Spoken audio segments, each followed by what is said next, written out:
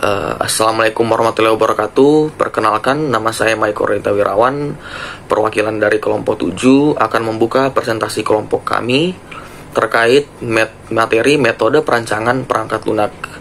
Untuk metode perancangan yang kelompok kami ambil sendiri itu merupakan metode waterfall. Adapun anggota kelompok kami yaitu yang pertama Kelvin Leonardo Sianipar dengan ekor NIM 020, Muhammad Fadil Abdillah dengan ekor NIM 097, saya sendiri Maiko Raditya Wirawan dengan ekor NIM 096, Farah Dwi Aulia Chandrika dengan ekor NIM 001, dan Afifah Salsabila dengan ekor NIM 095.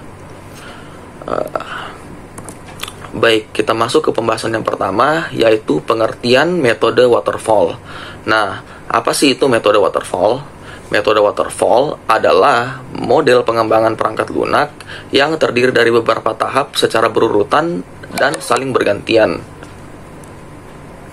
Nah, kunci utama dari metode ini merupakan fase-fase waterfall harus dilakukan secara benar dan lengkap sebelum melanjutkan ke fase selanjutnya. Kelebihan dari metode ini adalah metode ini lebih mudah dimengerti dan sangat cocok digunakan pada proyek berskala besar dan yang memegang konsep terstruktur. Namun, metode ini juga memiliki sebuah kekurangan, yaitu metode ini tidak fleksibel dan sulit untuk mengakomodasi perubahan.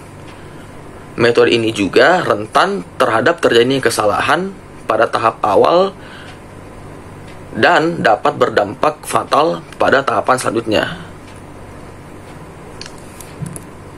Nah, untuk materi selanjutnya akan dibawakan oleh teman kelompok saya.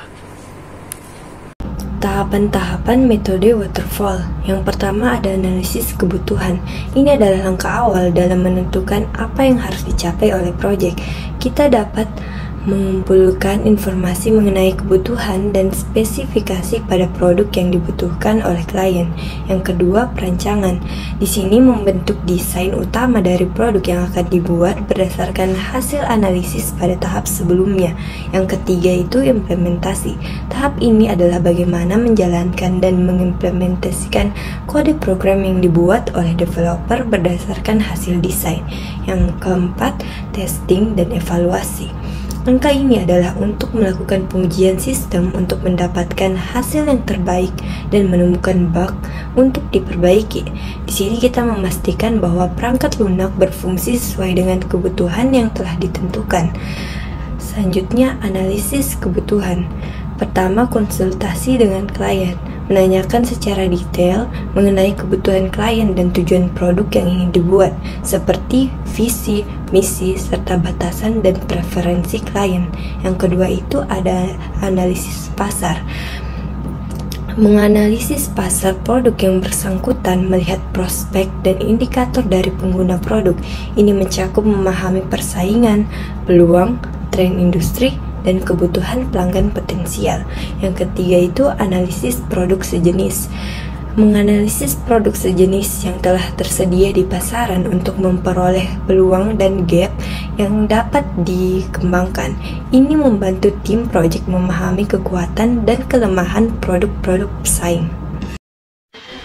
Terdapat beberapa fase dalam tahap perancangan pada metode waterfall. Yang pertama adalah desain konsep, di mana developer mengumpulkan ide-ide dalam bentuk wireframe dan prototype dengan framework desain yang telah dikerjakan oleh desainer. Selanjutnya adalah desain detail, di mana developer menyelesaikan fase penjabaran desain berdasarkan pada konsep dari fase sebelumnya dan mempertimbangkan risiko yang ada pada saat pengembangan aplikasi. Selanjutnya adalah desain teknis, di mana developer merincikan spesifikasi dan perhitungan teknis terkait dengan coding dan programming ketika akan membuat produk. Selanjutnya pada fase implementasi, setelah selesai dilaksanakan perancangan aplikasi, maka developer membuat kode program yang sesuai dengan teknis desain yang telah disepakati pada fase sebelumnya. Selanjutnya, developer mengintegrasikan fitur-fitur yang telah dibuat dan menguji aplikasi untuk memastikan bahwa tidak ada hal-hal yang dapat mengganggu jalannya aplikasi. saat aplikasi telah diimplementasikan secara luas. Selanjutnya adalah functional testing, di mana developer melakukan tes internal, terutama dari segi fungsionalitas untuk memastikan bahwa aplikasi berjalan dengan baik seperti yang diharapkan. Yang terakhir adalah user acceptance testing, di mana tes ini menguji aplikasi langsung pada user yang sesuai dengan kebutuhan dan karakteristik pengguna di lapangan. Testing dan evaluasi. Yang pertama, unit testing. Mengetes proses kerja per bagian atau per modul dari kode program. Yang kedua, integration testing. Mengetes sistem aplikasi satu kesatuan dari beberapa modul untuk memastikan bekerja sesuai keinginan. Yang ketiga, user acceptance testing. Mengetes aplikasi oleh pengguna akhir sesuai dengan karakteristik pengguna. Selanjutnya, kelebihan dan kekurangan metode waterfall. Yang pertama, kelebihan. Terdapat 3 kelebihan dari metode waterfall ini. Yang pertama, teknik yang mudah diterapkan dan dipahami. Yang kedua, proses pengembangan cenderung lebih terstruktur. Yang ketiga, memiliki dokumentasi dokumen dan logik di setiap tahapannya. Selain itu, terdapat juga kekurangan. Yang pertama, tidak fleksibel serta kurang efektif dalam mengatasi perubahan.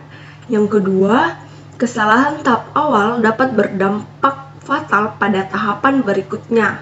Yang terakhir, membutuhkan waktu yang lebih lama dalam pengembangan aplikasi. Baik, sekian presentasi dari kelompok 7 mengenai salah satu contoh dari metode perancangan perangkat lunak. Mohon maaf bila ada kekurangan dan terima kasih atas perhatiannya. Wassalamualaikum warahmatullahi wabarakatuh.